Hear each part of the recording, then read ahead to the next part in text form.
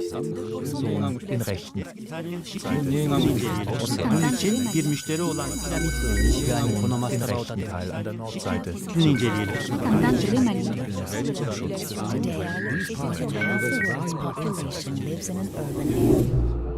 Moving forward. In this talk, I want to consider how it is that mobility is changing patterns of relationships around the world. And there are many features of new systems that are becoming extensive, important, affecting people's lives. There's the extensive growth of car-based travel, and it's thought that there are getting on for 1 billion cars and trucks around the world, and some people calculate that this will go up within some decades to 2 billion. There is indeed a book with that title, 2 billion cars. At the same time, there has been an extensive growth of air travel, so that there are getting on for 1 billion legal air arrivals each year. And overall, travel and tourism is the world's largest industry, and involves not only the travel, but also the building of hotel rooms and of conference centres, apartments, and so on.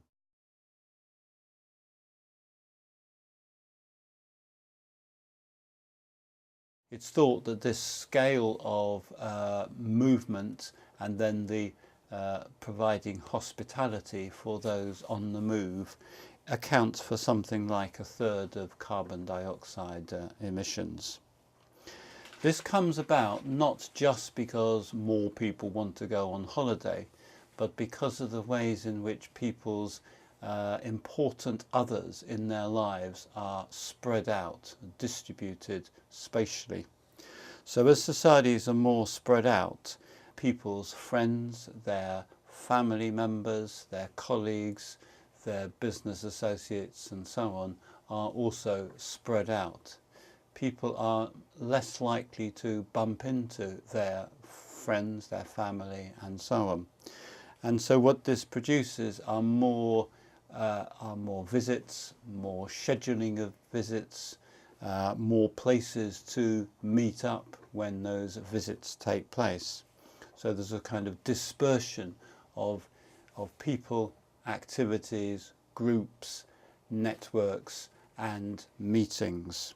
This thus means further that when people, if we think of people having a social network, their members of this social network are spread out, and meeting up with those members of one's network is something that requires work. To network is to work. It's a kind of accomplishment. So this pattern of extensive travel results from the ways in which people's significant others are more widely distributed. And they are distributed in terms of one's friendship, one's family members, one's colleagues, one's business associates, and so on. So they are more distributed. And so in order to have those relationships with one's family, one's friends, one's business associates, one's profession, and so on, that requires more meeting, and it requires more travel to undertake and to facilitate those meetings. So if we think of people having a social network, the social network that each person has is both distinct to them, but also geographically widely distributed. And thus, in order to make and to activate that network, that is something that requires it requires accomplishment, it requires working at. It's a kind of involves a weaving together of physical travel, communications, other pieces of information, knowledge of where the meeting might take place, and so on.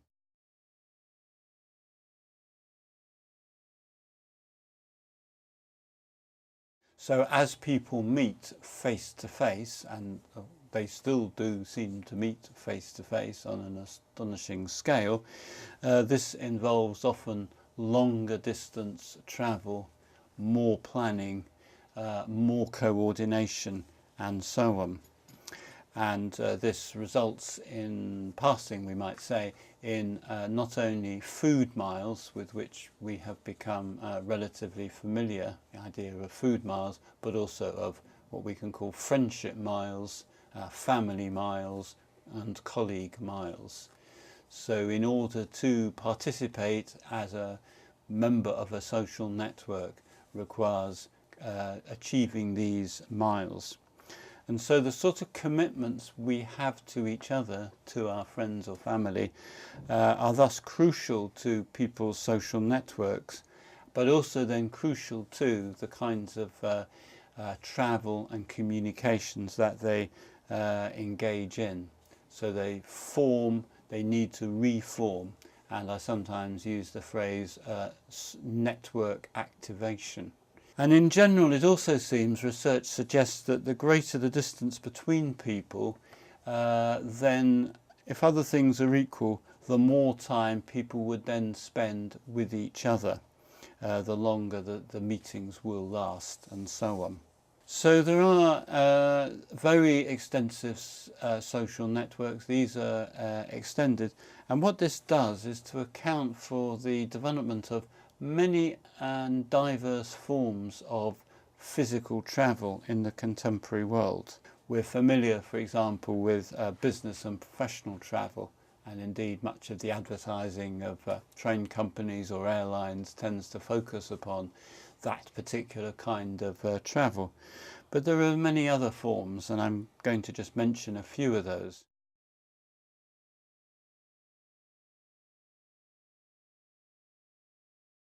One of those is the travel of younger people, sometimes called the discovery travel of students, au pairs, other young people, sometimes described as going on their OE, or their overseas experience, and often involves quite indeterminate periods of staying in one or more other countries, often forming and reforming new social networks on the go.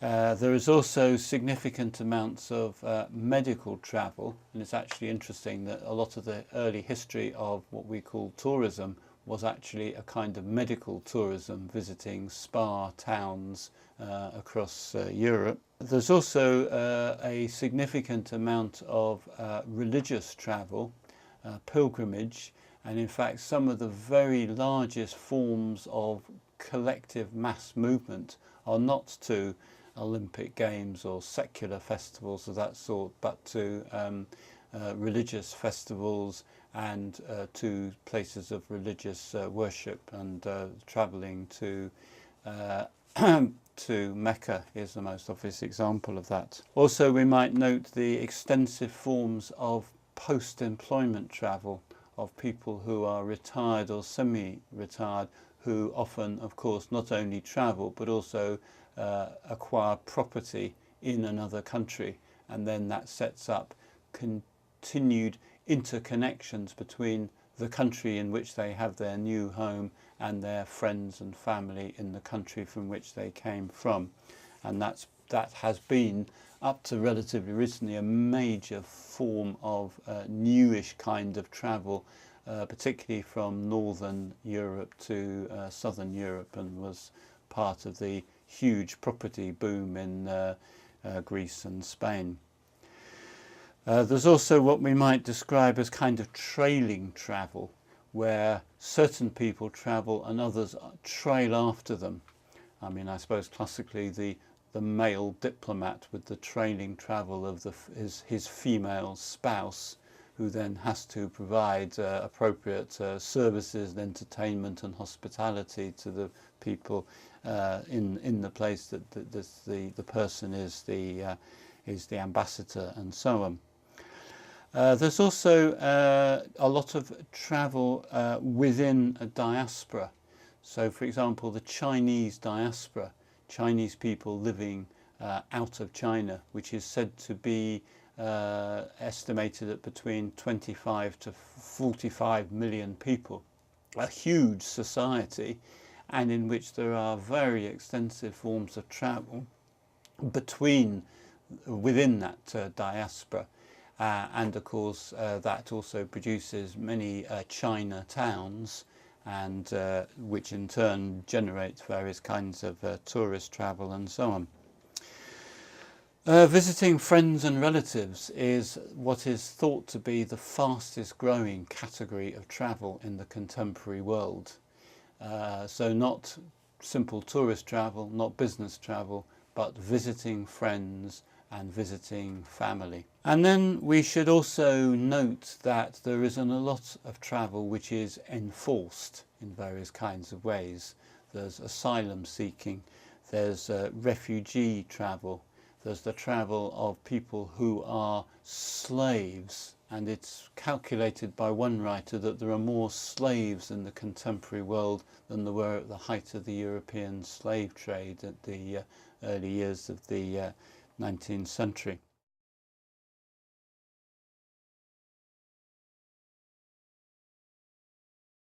So there are many diverse patterns here, but all of them curiously depend upon one thing, and that is they depend upon fast, powerful machines that move people. And almost all of those machines presuppose one particular fuel, namely oil. Railways are the one partial exception to that. But oil provides over 95% of transportation energy in the modern world.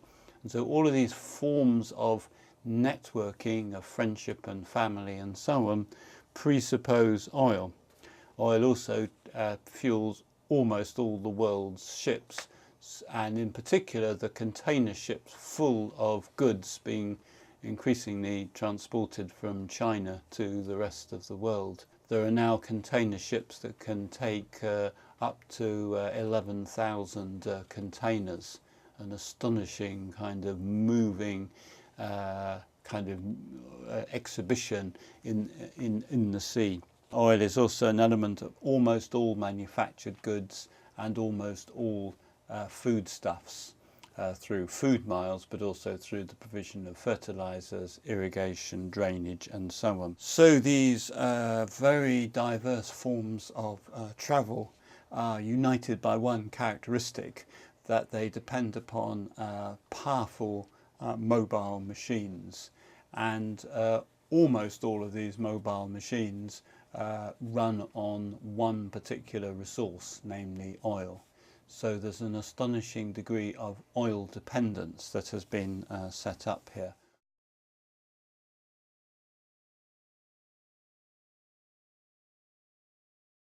And oil is also extraordinarily important at moments of crisis, when there's when it provides backup power, when, for example, nuclear power stations break down and so on.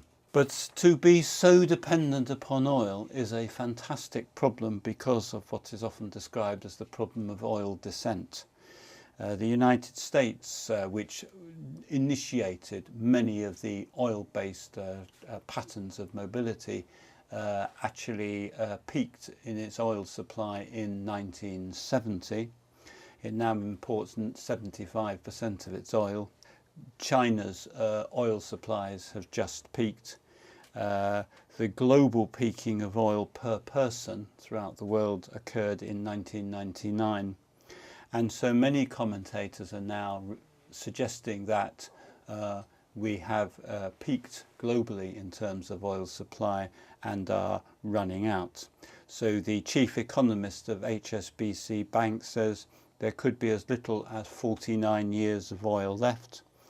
The CEO of Royal Dutch Shell, my view is, he says, that easy oil has probably passed its peak. And the chief economist of the International Energy Authority, Fatih Birol, an interesting and significant commentator, says that crude oil production probably peaked in around 2006. It's thought that there are probably 2 trillion barrels of conventional oil, and about half of that supply has now been used up. I think one of the most striking things is to think about the relationship between supply and use, so that it seems that for every 4 barrels of oil now consumed, only 1 new one is discovered, and some commentators consider that ratio will soon go to 10 used to only 1 being discovered. And indeed, what is really interesting, when were the largest oil fields discovered? Over 50 years ago, during the 1960s.